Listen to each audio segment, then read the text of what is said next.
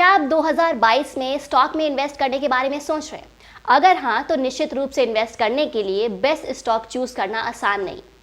इसके लिए बहुत फंडामेंटल एनालिसिस और टेक्निकल एनालिसिस करनी पड़ती है, तब जाके कोई बेहतर स्टॉक डिस्कवर होती है। हालांकि अगर आपके पास एनालिसिस करने का टाइम नहीं है तो डोंट वरी, सिंपली आप इस वीडियो को लास्ट तक देखिए, आप लास्ट में एक अच्छा स्टॉक ढूंढ लेंगे।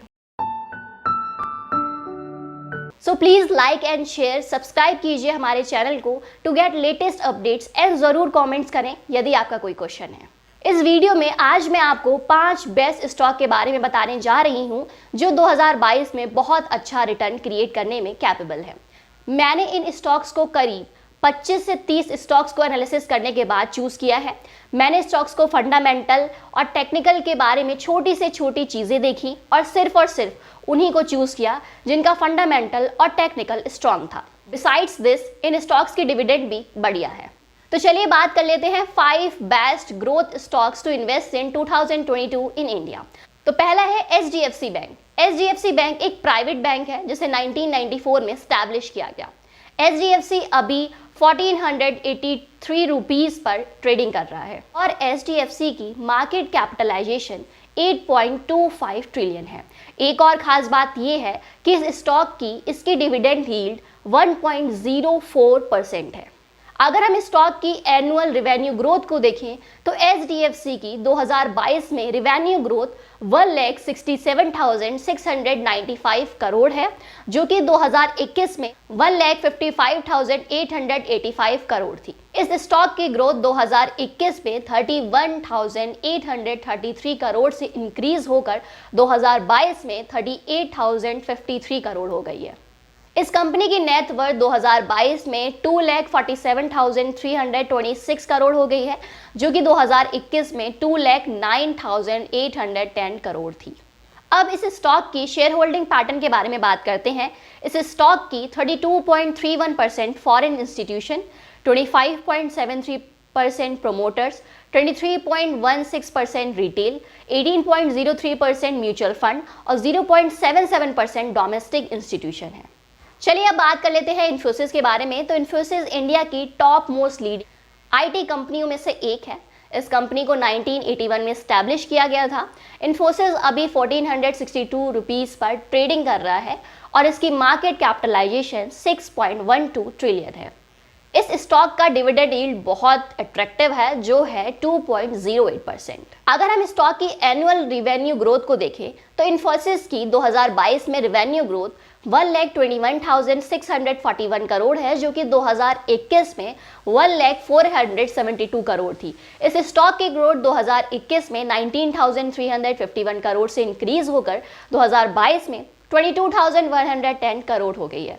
हालांकि इस कंपनी की नेट वर्थ 2022 में 73,350 करोड़ हो गई है, जो कि 2021 में 76,351 करोड़ थी। इस स्टॉक की शेयर होल्डिंग पैटर्न के बारे में अगर बात करें तो इस स्टॉक की 31.72% foreign institution, 13.11 promoters and 36.6% retail, 14.98% mutual funds और 3.52% डोमेस्टिक इंस्टीट्यूशन है।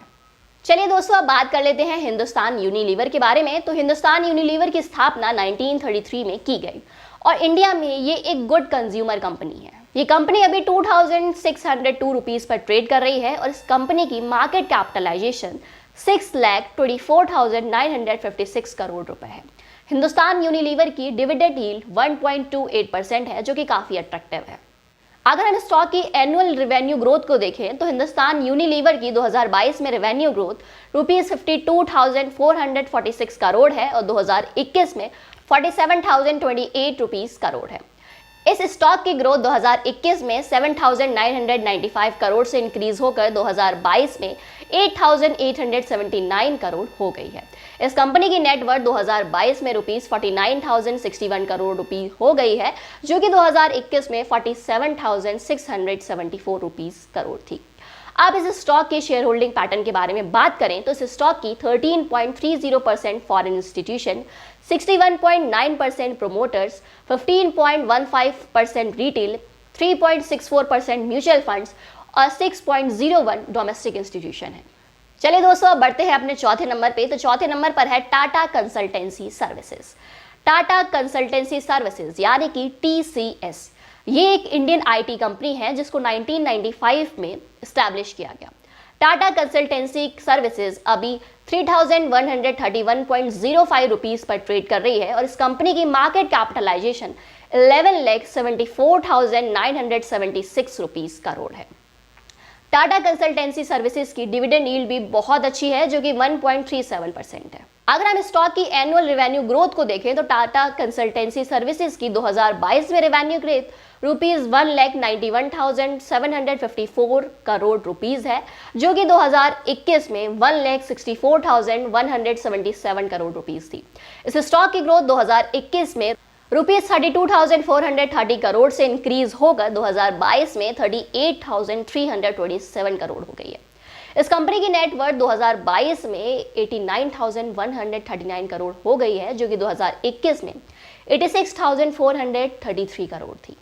Now let's talk about the share holders of this stock. तो इस स्टॉक की 13.50% foreign institution, 72.30 promoters, 4.91% retail, 3.38% mutual fund और 4.91% डोमेस्टिक इंस्टीट्यूशन है।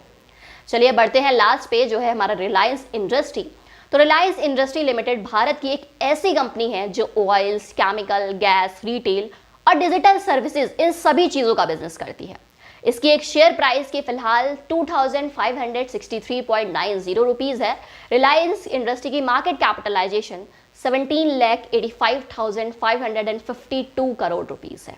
अगर हम स्टॉक की एनुअल रेवेन्यू ग्रोथ को देखें तो रिलायंस इंडस्ट्री की 2022 में रेवेन्यू ग्रोथ 7,21,634 करोड़ रुपीज़ है जो कि 2021 में 4,86,626 करोड़ थी। इस स्टॉक की ग्रोथ 2021 में ₹49,128 करोड़ रुपीस से इंक्रीज होकर 2022 में 60,705 करोड़ हो गई है और इस कंपनी की नेटवर्थ 2022 में ₹7,79,485 करोड़ हो गई है जो कि 2021 में 7,172 करोड़ रुपीस थी।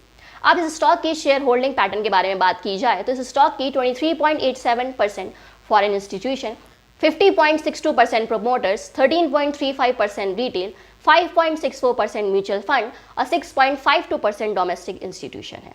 तो आज के इस वीडियो में मैंने 5 बेस्ट स्टॉक्स के बारे में बताया है जिसमें इन्वेस्ट करके आप अच्छी खासी रिटर्न क्रिएट कर सकते हैं।